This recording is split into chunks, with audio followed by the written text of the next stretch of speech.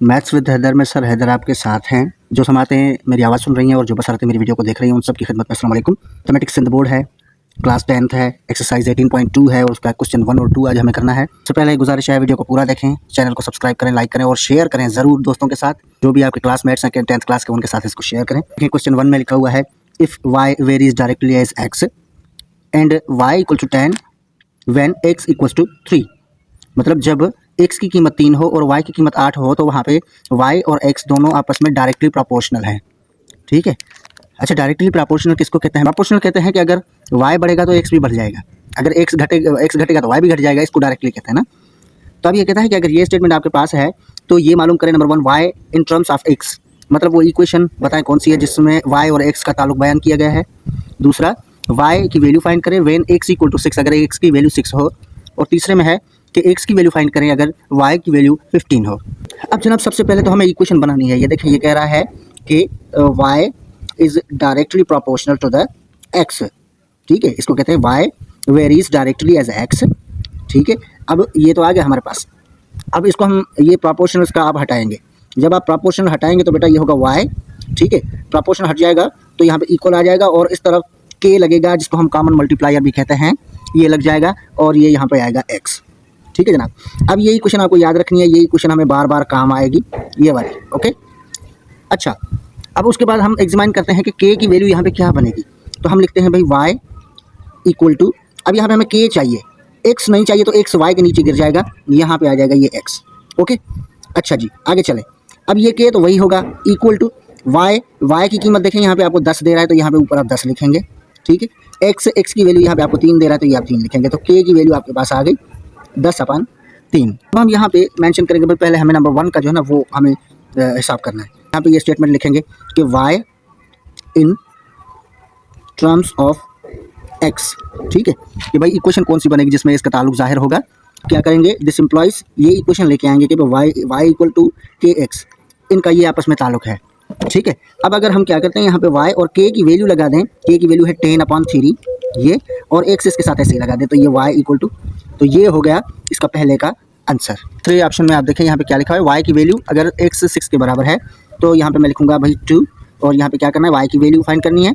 ठीक है, व्हेन अगर अपना x जो है वो इक्वल टू 6 है। आप फिर से क्या करेंगे, वही इक्वेशन जो ये 1 इक्वेशन है फिर से लेके आएंगे, दिस इम्प्लॉइज ये equation y equal to kx लगाएंगे।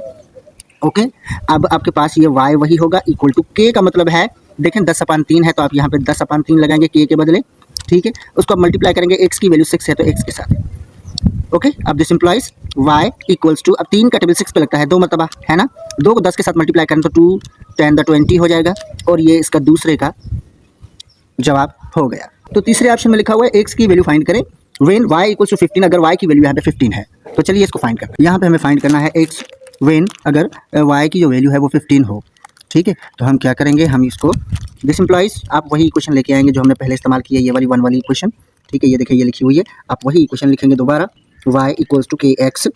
ओके, अब आगे चलेंगे, आप आगे लिखेंगे दिस इम्प्लॉइज, अब y की वैल्यू आपको मिली हुई है 15 तो यहाँ पे 15 लिखें इक्वल टू k का मतलब है k की वैल्यू आपके पास कितनी है, 10/3 है, ये देखिए 10/3 है ना, तो हम यहाँ पे लिखेंगे 10/3, ये k की वैल्यू हो गई। x की वैल्यू हमारे पास नहीं है तो x की वैल्यू हमें फाइंड करनी है, तो x हमें यहीं पे रखना है। अब यहाँ पे ये 15 होगा और ये 3 जो है ये यहाँ पे डिवाइड में है, इस तरफ जाएगा तो ये मल्टीप्लाई में चला जाएगा, 15 को मल्टीप्लाई करेगा तो आप यहाँ पे लिखेंगे मल्टीप्लाई 3, और यहाँ पे इस तरफ बच जाएगा ये 10 और ये x बच जाएगा। दिस इम्प्लाइज ये हो जाएगा 45 और इक्वल टू ये हो जाएगा x, ये 10 नीचे गिर जाएगा यहाँ पे क्योंकि 10 का टेबल डायरेक्टली 45 पे नहीं लगता, इसलिए इसको हम गिरा देंगे, इसके नीचे आ जाएगा। अब यहाँ पे कॉमन टेबल लग रहा है, आप देख सकते हैं 5 का टेबल यहाँ पे लग रहा है 2 मरतबा और यहाँ पे लग रहा है 9 मरतबा, तो बेटा इसका आंसर आपको मिलेगा x इक्वल्स टू 9/2, तो 9/2 ये हमारा इसका आंसर है और ये क्वेश्चन 1 आपका कंप्लीट हो गया। अब चलते हैं क्वेश्चन 2 पे। तो जनाब ये क्वेश्चन 2 आपके सामने है, इसमें देखिए लिखा हुआ है if v varies directly as t and v equals to 15 when t equals to 24 then find number 1। ये कहता है कि अगर v और t आपस में सीधे तनासुब में हैं, डायरेक्टली प्रोपोर्शनल हैं, जबकि जहाँ पे v 15 के बराबर है और t की वैल्यू 24 है। ठीक है, अब आप फाइंड करें कि अगर पहले तो एक इक्वेशन जो है वो फाइंड करें जिससे पता चले कि v और t कैसे कनेक्ट हैं एक दूसरे के साथ, वो इक्वेशन फाइंड करनी है। नंबर 2 में v की वैल्यू आपको फाइंड करनी है अगर t की वैल्यू 30 दी गई है। नंबर 3 में आपको t की वैल्यू फाइंड करनी है अगर v की वैल्यू आपको 10 दी गई है। तो सबसे पहले आप यहाँ पे देखें, ये लिखा हुआ है v directly proportional to t, तो आप यही लिखेंगे कि v जो है वो डायरेक्टली प्रोपोर्शनल है t का। यहाँ पे आपको ये प्रोपोर्शनल हटाना है, तो आप यहाँ पे लिखेंगे v इक्वल्स टू, ये प्रोपोर्शनल हटेगा तो यहाँ पे k लग जाएगा, कॉमन वेरिएबल लग जाएगा, अपना कॉमन मल्टीप्लायर लग जाएगा और ये t उसके साथ जुड़ेगा। तो ये इक्वेशन बन गई। ये इक्वेशन आपने याद रखनी है, ये पूरे सॉल्यूशन में साथ चलेगी। ओके, अब हम k की वैल्यू निकालते हैं कि इसमें k की वैल्यू कितनी निकलेगी।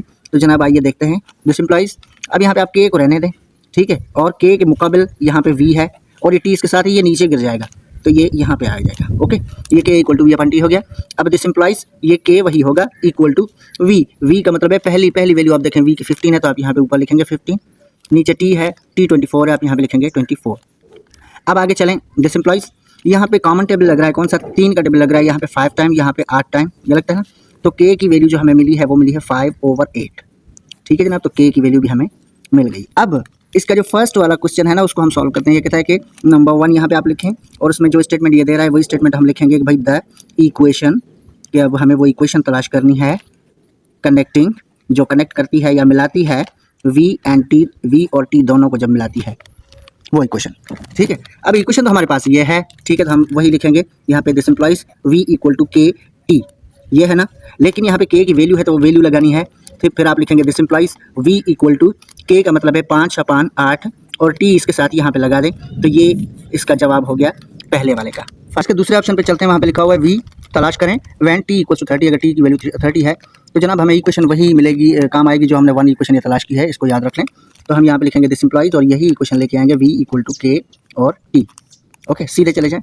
फिर अब दिस इम्प्लाइज यहाँ पे लिखें, फिर ये v है, v इक्वल टू k की वैल्यू आपके पास है 5/8, ठीक है जनाब। इसको आप मल्टीप्लाई करें, t की वैल्यू 30 है तो ये 30।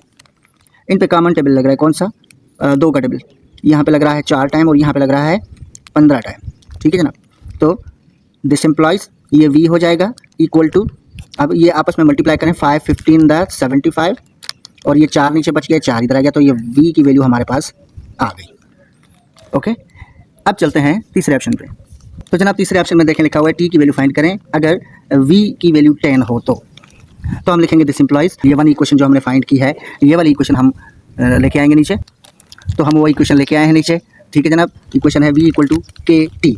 अब क्या करेंगे, दिस इम्प्लाइज, अब ये v है ना तो बेटा v की जगह पे आप 10 लिखना है यहाँ पे। चलो इसके नीचे आते हैं ताकि आपको कोई परेशानी ना हो।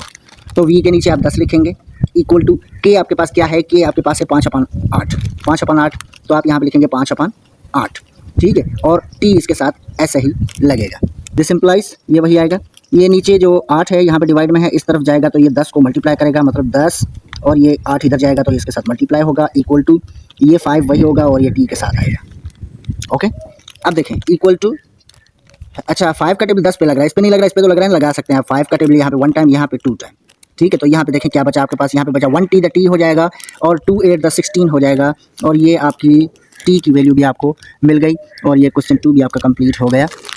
अगर वीडियो अच्छी लगी हो तो लाइक कीजिए, शेयर कीजिए, कमेंट कीजिए, दोस्तों के साथ, क्लासमेट्स के साथ ज़रूर शेयर कीजिएगा जनाब। अल्लाह आपका हमें नसर। अस्सलाम वालेकुम, खुदा हाफिज़।